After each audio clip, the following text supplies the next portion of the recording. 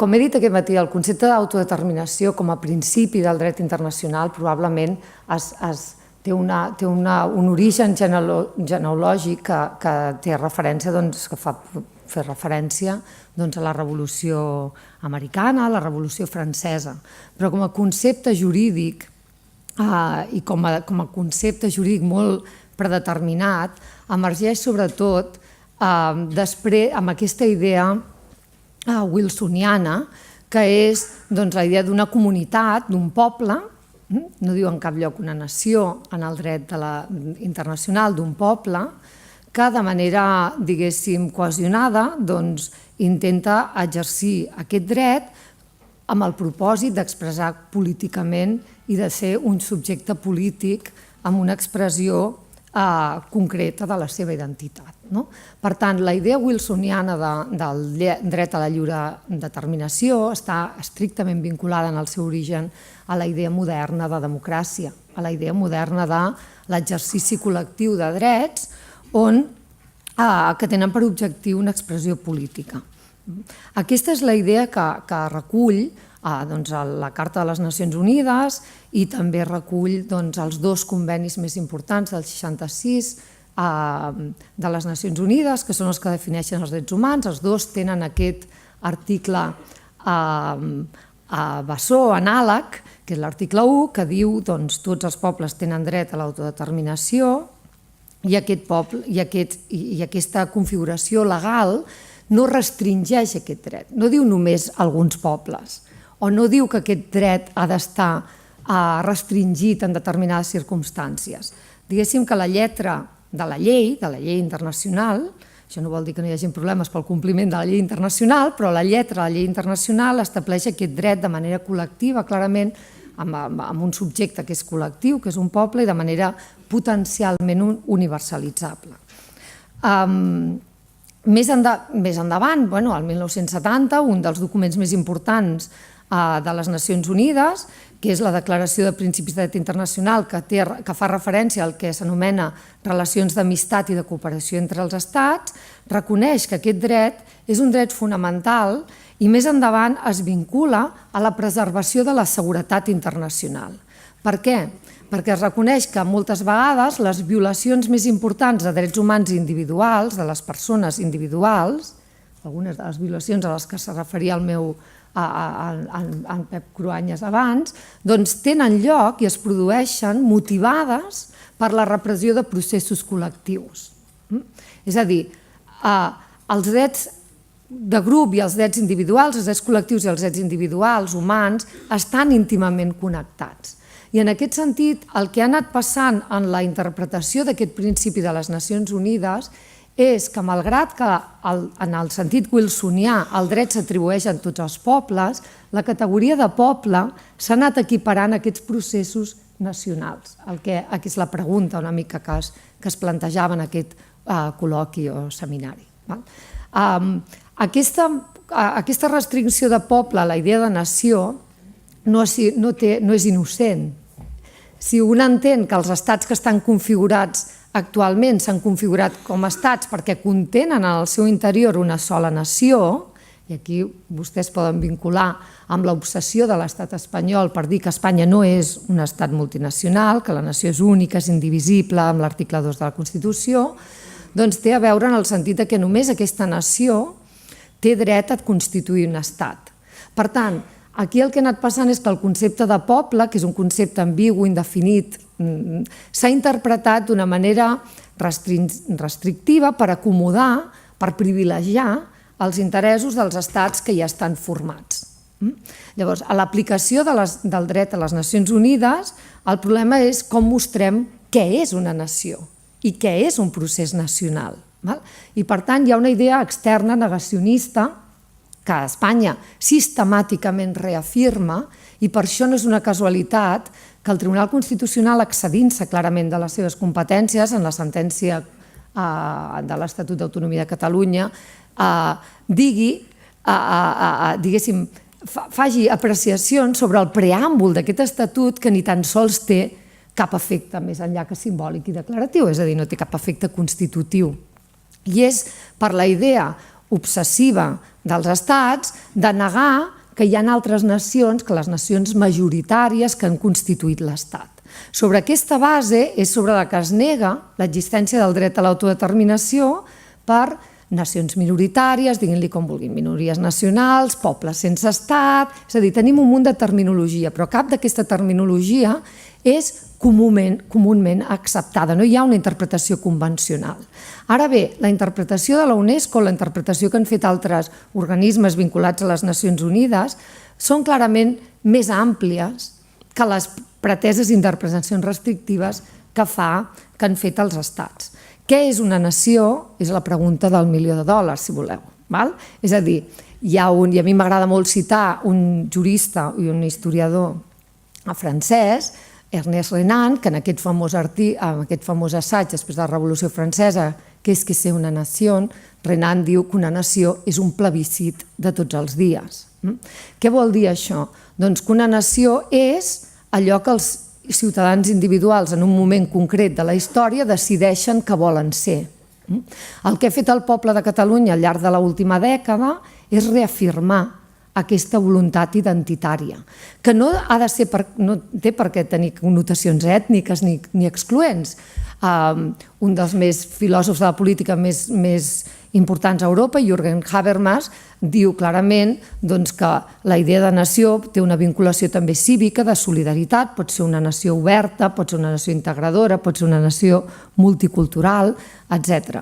L'important és que un es defineix i s'autodefineix constantment com a part d'un col·lectiu. Aquest col·lectiu, òbviament, no té per què ser superior als altres. Un es pot definir com a dona, com a gay, com a transsexual, com el que vulgui, i els altres entenem en el món postmodern que els altres no tenen dret a negar-me el que jo dic. Encara que jo tingui una apariència de dona i tingui fins i tot el meu carnet d'identitat un nom femení, si a partir de demà jo dic, mira, he decidit deixar de ser una dona, vull que em tractin com a un home, entenem que cada vegada és més important la voluntat subjectiva de ser per sobre dels processos històrics, de què ens consideren els altres i de si els altres ens neguen o ens aprecien la identitat.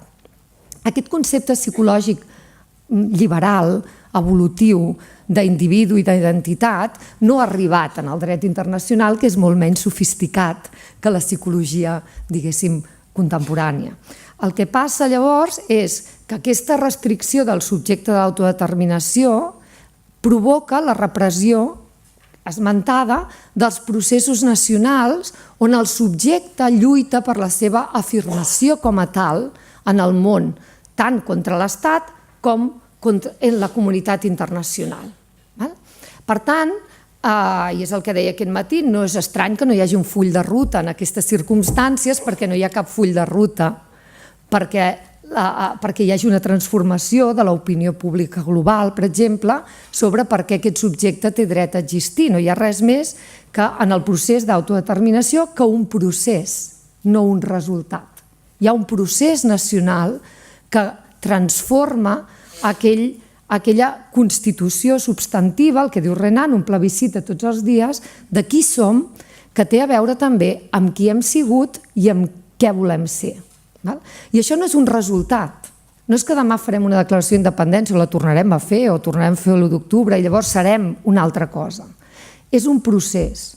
En aquest procés hi ha elements que són claus, que són molt importants perquè tinguin èxit. Per què?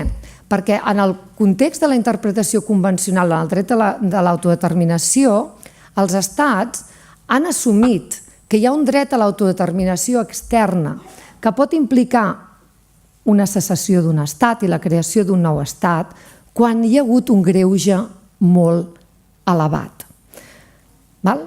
Per què s'ha assumit el dret a l'autodeterminació interna, si volen, a un nivell d'autogovern molt més ampli que el que pot tenir Catalunya en el cas dels pobles indígenes? Perquè amb el temps la gent ha entès que el colonialisme va causar danys persistents, que va causar un genocidi cultural, que aquells pobles van patir la repressió de manera injusta. Quan s'assumeix aquest dany, aquesta injustícia històrica, llavors la gent està molt més oberta a entendre el divorci polític. Si hi ha hagut un genocidi, malauradament, si hi ha una vulneració massiva de drets humans, cas de Kosovo, cas de la Iugoslàvia, cas de Timor-Leste, Timor Oriental, doncs tothom està més obert a entendre que aquelles persones no es poden entendre perquè hi ha hagut una violència evident i massiva. Això és el que s'entén cada vegada. El marc de l'autodeterminació s'ha anat ampliant en el nivell internacional quan reconeixem que producte de la violència tens dret a defensar-te i que l'Estat és una defensa contra aquells que volen eliminar-te. La idea identitària d'Israel es basa molt en aquesta sensació de que només en un estat els jueus poden estar protegits donada la història. El tema de la decolonització va generar un principi en l'aplicació del dret a l'autodeterminació que els internacionalistes anomenem, com he dit aquest matí, de salt water test, el test de l'aigua salada, que es diu que tots els estats reconeixen que pot haver-hi un dret a l'autodeterminació sempre que hi hagi un oceà pel mig. Quan estem a dins d'un continent, això es converteix en un element molt més problemàtic. I, per tant, llavors hi ha una idea remeiera, el que es diu en anglès remedial secession, la idea que tu pots exercir un procés d'autodeterminació conduent a un estat propi quan hi ha hagut una violència, una discriminació, etc. Aquest concepte de violència és molt primari, inicialment, però cada vegada més en les últimes 2 dècades s'entén aquesta idea de violència d'una manera que implica també la discriminació sistemàtica, la subordinació identitària, les jerarquies d'estatus que sistemàticament impedeixen a la gent l'exercici del seu autogovern local, etc. Per tant, no és una casualitat que el nostre procés nacional va adquirir una dimensió molt més àmplia després de la sentència de l'Estatut. Perquè la sentència de l'Estatut, com ara el 155, va mostrar que Espanya ha tingut una política de la tolerància cap a Catalunya, però no del reconeixement. La idea que jo, posem una idea molt domèstica, que jo amb els meus fills els puc deixar veure el Disney Channel, perquè jo també sé que si es porten malament ja no els hi deixo veure. Aquesta és una idea contrària a la idea de drets. La idea de drets no és una idea condicionada a que un altre me'l reconeixi. Si fóssim realment autònoms, l'autonomia no podria desaparèixer. Pensem en un altre dret humà. Seria estrany que l'Estat digués ara si les dones fan vaga els hi retirarem el dret al vot. Per què no se li acudeix ni tan sols al senyor Salvini dir això? Per què? Doncs perquè... Bueno, veig la cara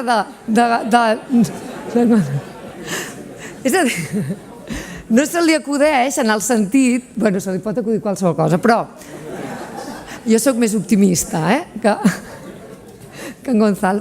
No se li acudeix perquè tothom entén que això és un dret consolidat, d'alguna manera. No pots retrotraure drets. Només penses en aquesta retroacció de posicions jurídiques quan creus que allò no és un dret real, sinó que és una cosa que jo t'hi he atorgat, un benefici, una concessió que te puc treure.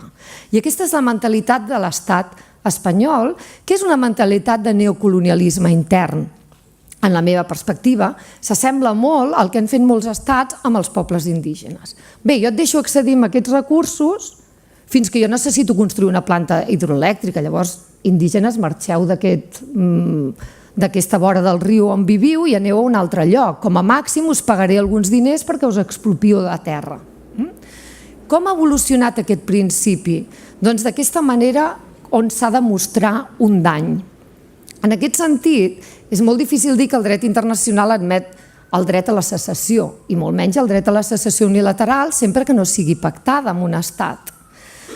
I aquí ve el tema dels drets humans. Com es pot assolir que un moviment identitari i demòcrata tan important com el que és el català rebi una atenció privilegiada per part d'un estat, el mateix que va fer el Regne Unit amb Escòcia o Canadà amb Quebec, que és una reacció civilitzada pròpia de països liberals. El gran problema que hi ha a Espanya és que no existeix el liberalisme a Espanya, ni a la dreta ni a l'esquerra, però el liberalisme real, el liberalisme emilià, el que diu, si hi ha 2 milions de persones que es manifesten, doncs hem de donar una sortida política a aquest conflicte. Espanya ha optat per la repressió institucionalitzada. Amb una apariència de legalitat, el que es fa és executar el que, de fet, es va atrevir a dir en públic la senyora vicepresidenta de l'anterior govern: vamos a decapitar este movimiento político. I ho estan aconseguint d'alguna manera. D'alguna manera estan aconseguint molts dels objectius que han aconseguit estats repressors. Quina és la defensa que hi ha contra aquest moviment? Primer de tot, mostrar aquesta repressió al món. I això és el que és important de tots aquests processos oberts a les Nacions Unides. Per molt que nosaltres ens queixem, fem manifestacions, que això és molt important, seguir fent-les, etc., és molt important que els estats del nostre entorn visualitzin el que des de fora no es veu. Perquè quan tu fas un zoom fora de l'estat espanyol i resideixes fora, com jo, per exemple, moltes de les coses que passen aquí no es veuen des de fora. Llavors, sense aquest element del reconeixement internacional, és impossible completar un procés d'autodeterminació. Per què? Perquè la creació d'un nou estat requereix el reconeixement internacional. Com a mínim requereix que els altres estats percebin que hi ha violència institucional, que existeix aquesta violència i que existeix pel fet que hi ha persones que defensen uns ideals polítics. En aquest sentit, el procés judicial, sobretot internacional, és crucial pel procés nacional d'autodeterminació. Perquè un estat en un segle com el que estem ara no es pot generar per la violència, com s'han generat la majoria d'estats. Això és impensable. En aquest sentit, un entén que Catalunya va fer una declaració d'independència, però que si una persona que davant d'un procés on hi ha un risc elevat que poden córrer les persones, les vides humanes, doncs no s'implementi aquest procés quan corre risc la vida de les persones. Això pot entendre tothom. Però, és a dir, no crec que el poble català ni molts altres pobles estiguin disposats a assumir uns costos de violència en aquest sentit. Però el que sí que es pot fer és una batalla judicial. I la batalla judicial a les Nacions Unides no tindrà una repercussió immediata, però només perquè, clar, els processos judicials són lents, costosos, farragosos, la gent no els entén, etc. Però només quan Espanya tingui una sèrie de sentències judicials on hi hagi un reconeixement, com hi ha hagut en el grup de treball de les Nacions Unides, de que els presos polítics catalans són presos polítics, i ara hi ha una declaració de les Nacions Unides, perquè el grup de treball de les Nacions Unides és un grup creat pel Consell de Drets Humans de les Nacions Unides, quan tinguem 10, 15 resolucions en aquest sentit, llavors molts actors externs entendran que sí que hi ha un problema. I en aquest sentit, procés judicial i procés nacional, des de la meva perspectiva, estan molt vinculats en aquest procés. Perquè per aconseguir aquest procés nacional, completar-lo, seguir continuant, lluitar per la creació d'un estat propi o, com a mínim, per la celebració d'un referèndum, és necessari que l'estat es trobi sota una pressió important, perquè si no el cost per l'estat no és un cost que no es pugui assumir. I per tant, Europa va entendre molt bé que hi havia coses inassumibles en l'1 d'octubre, però hi ha moltes altres coses que no es visualitzen. No es visualitzen casos de repressió de ciutadans que no són el president o que no són ciutadans notables de la comunitat. No es visualitza a fora el que està passant. I per tant, aquests processos judicials són crucials, malgrat que la gent no entengui de què ens servirà una sentència de Nacions Unides d'aquí 5 anys. Ens servirà perquè sense mostrar que hi ha un grau de violència, de discriminació sistemàtica, de persecució contra un ideal polític, és molt difícil avançar en el procés nacional. Gràcies.